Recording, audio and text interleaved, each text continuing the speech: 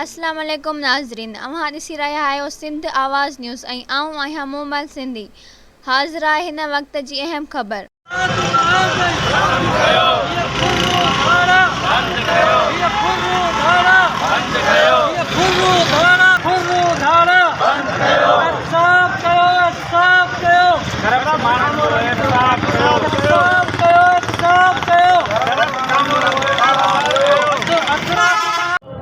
अॼोको ही एहतजाज Sindh United party तालके काज़ीअमन जे तरफ़ां मुल्क में जेका वधंदड़ महांगाई आहे, ॾींहों ॾींहुं रोज़मर्रा जे शयुनि जूं जेके क़ीमतूं वधंदियूं वञनि पियूं ऐं उन खां सवाइ कलर आहे या खाधे पीते जूं शयूं आहिनि जेके उन्हनि जा डीलर आहिनि उहे ज़ख़ीरो कयो वेठा आहिनि, उन जी ब्लैक मार्केटिंग हले पई। हिते को बि कानून कोन्हे।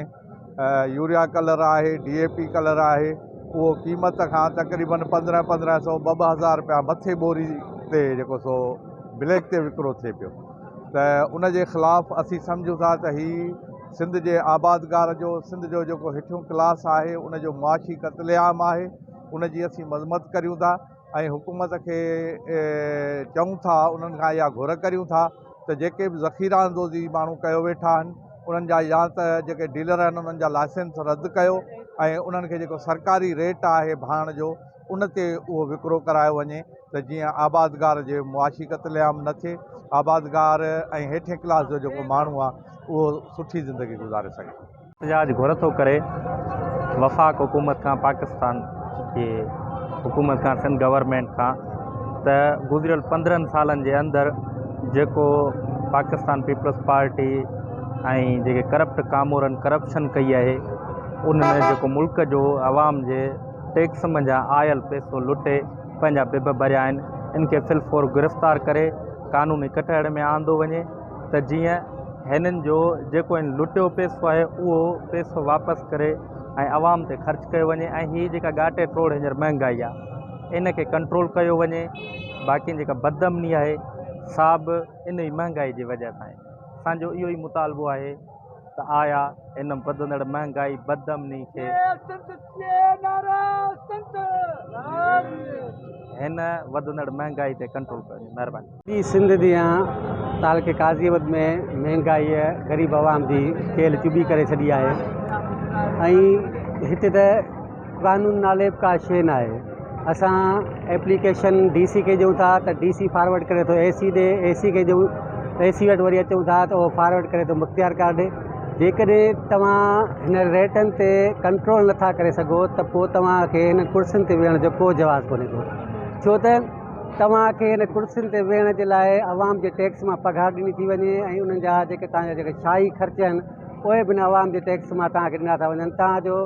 तव्हांजो कमु आहे त शहर जे अंदरि जेकी बुख बदहाली ऐं जेकी महांगाई आहे, कलर माफ़िया खां वठी रेज़की दुकाननि ताईं, रेड़े ताईं हर माण्हू जेको आहे उहो पंहिंजी मनमस्ती करे वेठो आहे ऐं हर कानून नाले का बि शइ न आहे। हिन ते रेटनि ते को बि कंट्रोल नथो कयो वञे ऐं तव्हां ॾिसो त जेके डीलर आहिनि उहे जेको कलर आहे उहो ब्लैक ते पिया खपाइनि।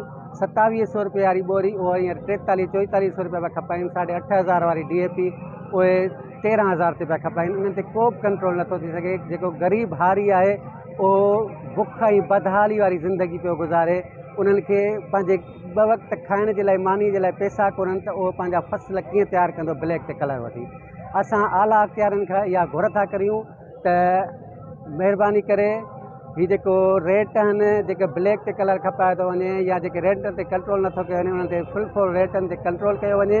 ऐं काज़ीअमन जे अंदरि ॾींहों हूअं त राति जो ऐं लिंक रस्तनि तां फुर थींदी, पर तव्हां ॾिसो त हींअर ॾींहं ॾिठे जो मेन रोड हाईवे तां फुर पई थिए ऐं पुलिस अगूर निंड में सुतल आहे। पुलिस जो कमु आहे त जेकी आवाम आहे उन्हनि खे रिलीफ ॾिनो वञे, उन्हनि जी माल जी, उनजी जान जी हिफ़ाज़त करे वञे। पर अफ़सोस सां चवणो थो पए त पुलिस सिर्फ़ु वॾेरनि खे प्रोटोकॉल ॾियण में पूरी आहे ऐं ग़रीब आवाम ॾींहं ॾिठे जो फुरिजी रहियो आहे। उन्हनि जे लाइ को बि हुननि को एक्शन कोन्हे को।